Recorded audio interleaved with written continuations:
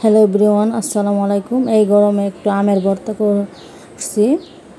এই তো গাছ থেকে পেড়ে 4টে আম আনছি। এগুলো এখন আমি কাটার দিয়ে কাটবো এবং মেশিন দিয়ে পলে নেব।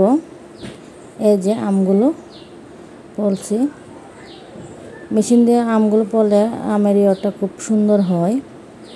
আমের ভর্তা করার জন্য যে আমি পাউডার দুধ, চিনি, লবণ, শুকনো মরিচ এবং গুঁড়ো মরিচ সবগুলো একসাথে নিয়ে নিছি। এখন এগুলো ভালোভাবে ঢেলে দেব। একসাথে সব কিছু ঢেলে দিয়ে ভালোভাবে মতে নেব। আমের ভর্তা গরমে এভাবে করে একবার হলে ট্রাই করে দেখবেন, খেতে অনেক মজা হয়। দুধ অবশ্যই দেবেন, পাউডার দুধটা দিলে অনেক স্বাদ হয় খেতে। আমি এভাবে আমের ভর্তা করি। গরমে আমের ভর্তা না হলে চলেই না, একবার হলে খেতে হবে।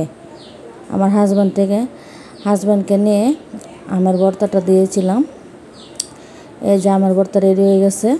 এখন আমরা সবাই আমের ভর্তা খাবো। আপনারা যারা যারা খাবেন সবাই আসবেন কিন্তু।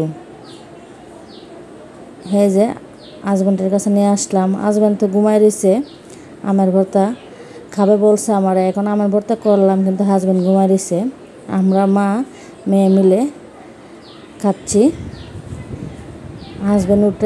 হাজব্যান্ডও খাবে, ঢাক দিছি, উঠবে। সবাই ভালো থাকবেন, সুস্থ থাকবেন, আমার জন্য দোয়া করবেন এবং এভাবে আমের ভর্তা বানিয়ে ঘরে বসে খাবেন এই গরমের মধ্যে। আল্লাহ হাফেজ, সবাই ভালো থাকবেন।